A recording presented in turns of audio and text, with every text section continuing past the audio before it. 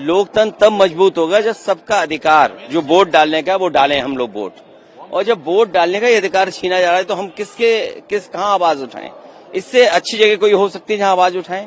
तो सरकार को सुनना चाहिए और कम से कम जो शिकायतें समय समय पर चुनाव आयोग से की जाती हैं उन शिकायतों पर उन अधिकारियों के ऊपर कार्रवाई करनी चाहिए जो लगातार वोटर लिस्ट के साथ खिलवाड़ कर रहे हैं। पर अखिलेश से लेकिन सरकार की तरफ से अगर कहा जाए तो कभी डिस्कशन की कोई बात नहीं हुई है। नहीं, डिस्कशन नहीं है, संभव नहीं है। इस पे क्या कहेंगे सर? नहीं, एसआईआर पे डिस्कशन हो, जो माननीय सांसद और जितने भी पार्टी के नेता हैं वो अपने विचार रखेंगे और जो कमियां हैं उसको दूर करें। मैंने कई बार उत्तर प्रदेश का उदाहरण दिया और बहुत दूर न जाइए आप केवल पिछला बाई इलेक्शन देख लीजिए, पूरे चुनाव आयोग के सामने हुआ।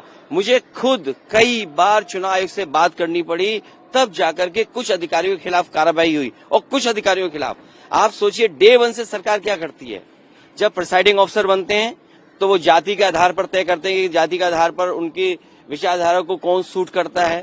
उसके बाद पुलिस की पोस्टिंग उस हिसाब से होती है कि पुलिस कौन सी लगाई जाएगी, एसओ कौन लगाया जाएगा।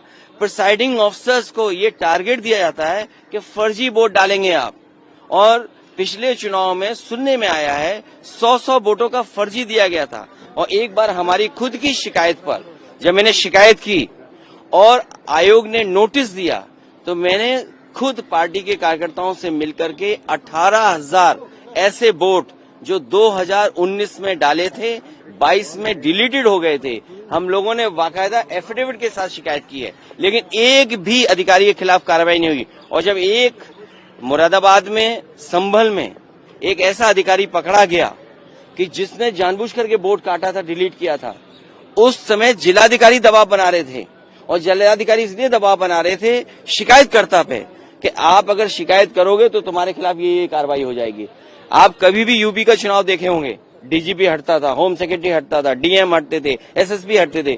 जब से बीजेपी की सरकार आई है ये पोस्ट होते हैं कि चुनाव कौन लूट सकता है अच्छी तरह, जो चुनाव अच्छी तरह लूट सकता है उसको अच्छी पोस्टिंग दी जाती है। और मैं ये एक बार नहीं कह रहा हूं, आप हमारे जो पार्टी के हैंडल से शिकायतें हुई हैं, जो हमारे पार्टी के ट्विटर हैंडल से, सोशल मीडिया के माध्यम से चुनाव आयोग को बाकायदा वीडियो के साथ, क्लिप्स के साथ, न्यूज के साथ टैग कर करके किया, अगर एक भी अधिकारी के खिलाफ कार्रवाई की हो चुनाव आयोग ने तो बताइए आप।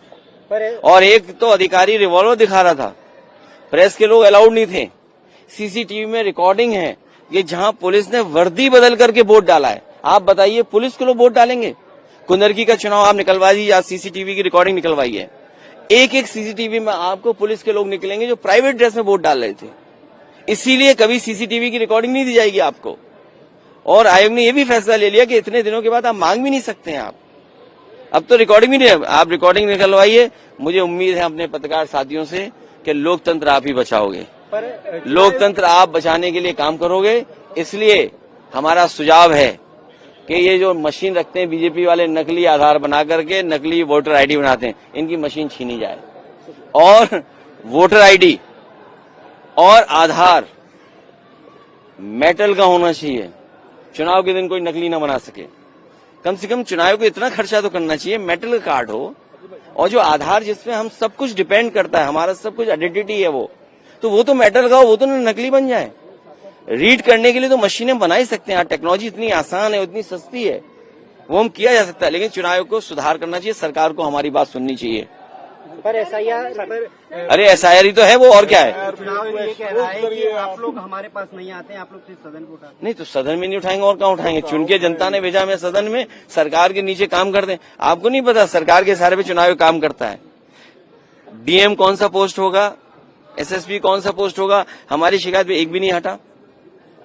आप यूपी का रिकॉर्ड निकाल लीजिए, हम तो यूपी का बेहतर बता सकते हैं आपको। सर आपने कहा विदेश चली गई है, पर एनएसए डोभाल मॉस्को गए हैं, वो रशिया से बात करने, एक मैसेज है जो वॉशिंगटन को भेजा जा रहा है इंडिया के द्वारा। देखिए ये उलझो मत विदेश नीति में, अपने देश की अर्थव्यवस्था को बेहतर करो, अपने देश के किसान पे भरोसा करो, अपने देश के टैलेंट पे भरोसा करो, अपने देश के जो नौजवान हैं कुछ करके दिखाना चाहते हैं उन पर भरोसा करो।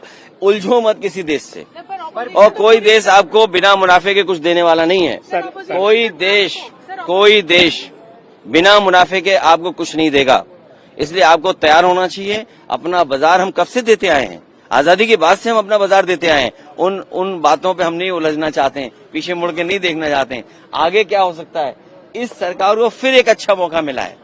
जब दुनिया के बड़े बड़े देश पाबंदियां लगा रहे हैं तो हमारे मेक इन इंडिया को जगाना चाहिए। ये मेक इन इंडिया सो न जाए बस। सर, पर क्योंकि कांग्रेस आपका लाई है और बार बार वो ट्रम्प की स्टेटमेंट को अरे यार, बोलते आए हैं ऑपरेशन। आप क्यों नहीं समझ, इतनी अच्छी बात बता दी मैंने आपको। ये आपको मौका मिला है अपनी अर्थव्यवस्था को सुधारने का।